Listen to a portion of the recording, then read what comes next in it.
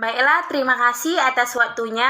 Di sini kami dari kelompok 5 akan melakukan presentasi hasil diskusi kami mengenai sumber daya sekolah dasar. Terlebih dahulu kami memperkenalkan nama kelompok kami. Yang pertama, Aprin Romaito Sihotang. Yang kedua, Daniel Purba. Yang ketiga, Fitri Kristina Pakpahan. Yang keempat, Tesalonika Pane. Yang kelima, Nopita Panjaitan. Yang keenam, Witasari Damani. Yang ketujuh, Rona Simbolon. Yang kedelapan, Nisika Sipahutar. Yang kesembilan, Arlina Stinja. Dan yang kesepuluh, Susanti Sinaga. Terlebih dahulu kita masuk mengenai materi sarana dan prasarana sekolah dasar. Peraturan Pemerintah Nomor 19 Tahun 2005 tentang Standar Nasional Pendidikan Pasal 42 menetapkan bahwa sarana dan prasarana yang harus ada pada setiap satuan pendidikan sebagai berikut. Yang pertama, setiap satuan pendidikan wajib memiliki sarana yang meliputi perabot, peralatan pendidikan, media pendidikan, buku dan sumber belajar lainnya, bahan habis pakai, serta perlengkapan lain yang diperlukan untuk menunjang pembelajaran yang teratur dan berkelanjutan.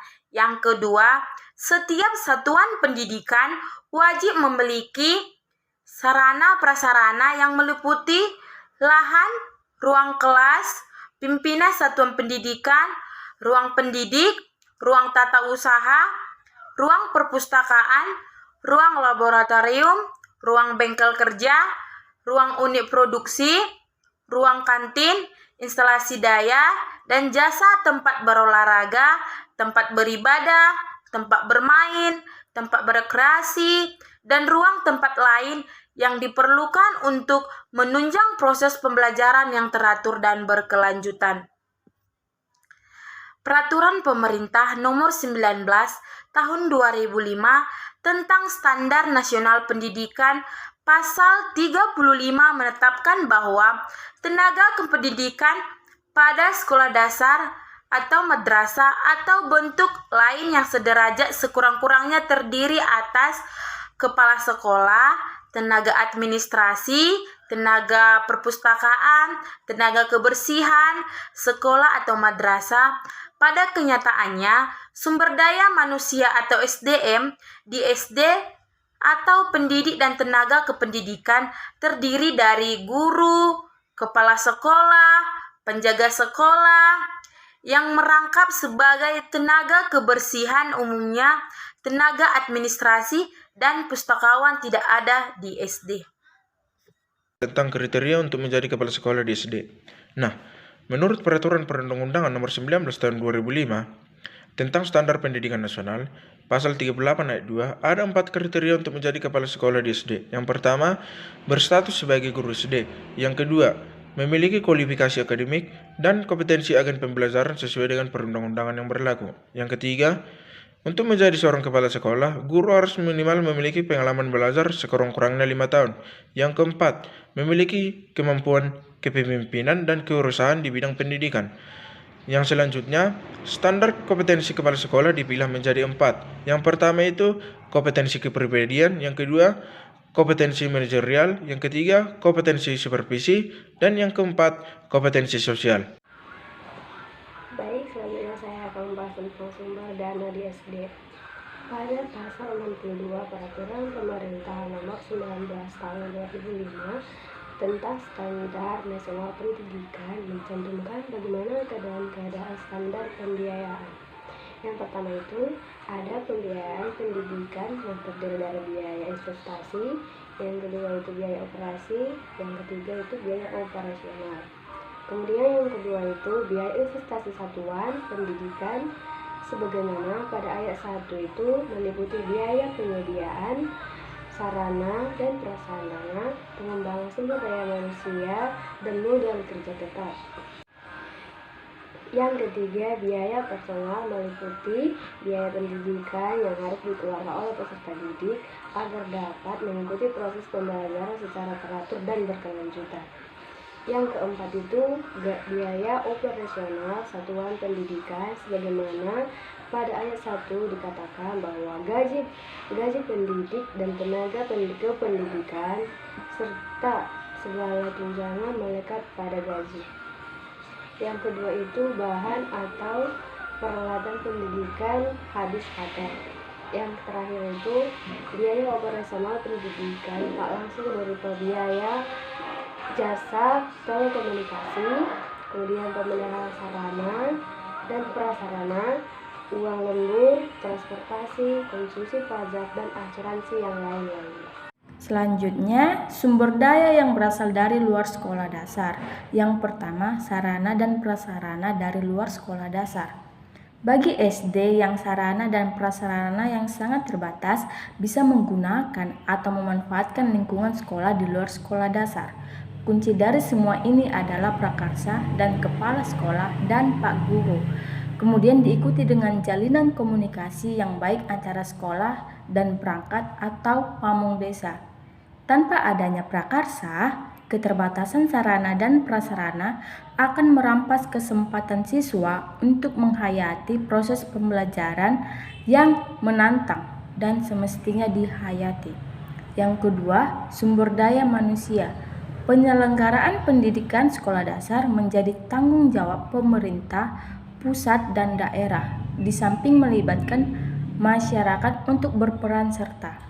Oleh karena itu, berlangsungnya roda pendidikan di SD juga ditentukan oleh banyaknya SDM, baik yang berada di sekolah dasar sendiri maupun yang berada di luar sekolah dasar. Sumber daya manusia yang berasal dari luar sekolah dasar yaitu pengawas SD, kepala dinas pendidikan, atau dari kecamatan sampai provinsi, Menteri Pendidikan Nasional dan Komite Sekolah serta Dewan Pendidikan. 1. Pengawas sekolah. Kriteria minimal menjadi pengawas satu pendidikan: A. Berstatus sebagai guru sekurangnya 8 tahun atau kepala sekolah sekurangnya 4 tahun. B. Memiliki sertifikasi pendidikan fungsional sebagai pengawas satuan pendidikan. C. Lulus seleksi sebagai pengawas satuan pendidikan. 2. Kepala Dinas Pendidikan. Kebijakan dan koordinasi yang dilakukan oleh Dinas Pendidikan Provinsi yang berkaitan dengan pengelolaan pendidikan di SD antara lain meliputi hal-hal sebagai berikut. A. Penetapan kalender pendidikan. B. Penetapan kebijakan yang berkaitan dengan penjaminan mutu pendidikan. C. Penetapan kebijakan dalam peningkatan referensi pendidikan terhadap kebutuhan masyarakat. D. Penetapan kebijakan yang berkaitan dengan peningkatan kualifikasi dan kemampuan guru sebagai pendidikan profesional. Baiklah, saya lanjutkan. Kebijakan dan koordinasi yang dikeluarkan dan dilakukan oleh Dinas Pendidikan Kabupaten Strip Kota antara lain sebagai berikut. Bagian A. Mengordinasikan dan mensupervisi pengembangan kurikulum tingkat satuan pendidikan. Bagian B. Menetapkan kalender akademik dengan berpedoman pada kebijakan Dinas Pendidikan Provinsi. Bagian C. Mengordinasi berbagai upaya peningkatan dan penjaminan mutu pendidikan. Bagian D. Mengordinasi berbagai upaya peningkatan kualifikasi dan kemampuan guru sebagai pendidik profesional. Bagian E. Menetapkan muatan lokal dalam rangka meningkatkan relevansi pendidikan dengan kebutuhan masyarakat. Dewan Pendidikan dan Komite Sekolah. Dewan Pendidikan adalah lembaga mandiri yang beranggotakan sebagai unsur masyarakat yang peduli pendidikan.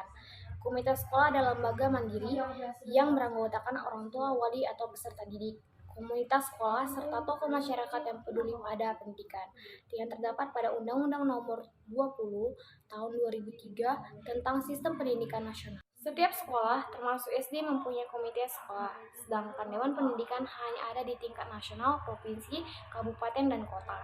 Peran komite sekolah ini sangat sentral dalam penyelenggaraan pendidikan dasar dan menengah. 5. Dana penyelenggaraan pendidikan di SD berasal dari berbagai sumber, yaitu yang utama dari pemerintah pusat dan pemerintah daerah. Di samping itu, dana pendidikan juga berasal dari orang tua murid atau masyarakat yang disalurkan melalui komite sekolah yang peruntukannya sudah dirancang terlebih dahulu.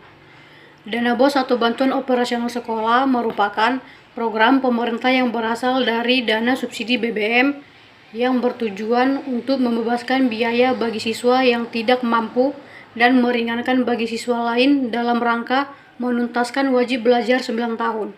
Yang berhak menerima dana BOS adalah semua sekolah tingkat SD dan SMP baik negeri maupun swasta di seluruh Indonesia. Baiklah, saya akan melanjutkan yang berikutnya, yaitu penggunaan dana BOS meliputi pembiayaan kegiatan berikut ini. 1. Kegiatan penerimaan siswa baru. 2. Pembelian buku teks pelajaran. Yang ketiga, pembelian bahan-bahan habis pakai. Yang keempat, kegiatan beasiswa. Yang kelima, ulangan harian, ulangan umum, dan ujian sekolah laporan hasil belajar siswa.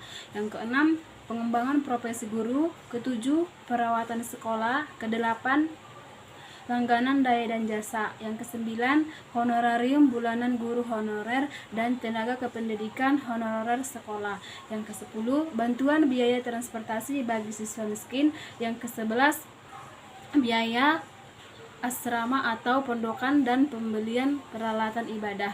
Kedua-belas, pengelolaan BOS atau BOS tidak boleh yang pertama disimpan dengan tujuan mendapatkan bunga, yang kedua dipinjamkan ke pihak lain, yang ketiga digunakan untuk membayar bonus, yang keempat digunakan untuk membangun gedung atau ruangan baru, yang kelima digunakan untuk membeli peralatan yang tidak mendukung proses pembelajaran, yang keenam digunakan sebagai saham, yang ketujuh digunakan untuk membiayai segala jenis kegiatan yang telah dibiayai secara penuh dari sumber dana pemerintah pusat dan daerah. Monitoring dan pengawasan dana BOS dilakukan oleh yang pertama itu tim monitoring independen atau perguruan tinggi, DPR, dan BIN. Yang kedua, unsur masyarakat dari unsur Dewan Pendidikan, LMS, organisasi kemasyarakatan. Yang ketiga, unit-unit pengaduan masyarakat yang terdapat di sekolah. Sanksi penyalahgunaan dana BOS yaitu penerapan sanksi kepegawaian. Yang kedua, penerapan tuntunan pembendaharaan dan ganti rugi. Yang keempat, penerapan proses hukum. Yang keempat, pemblokiran dana. Sekian dari hasil presentasi kami. Terima kasih.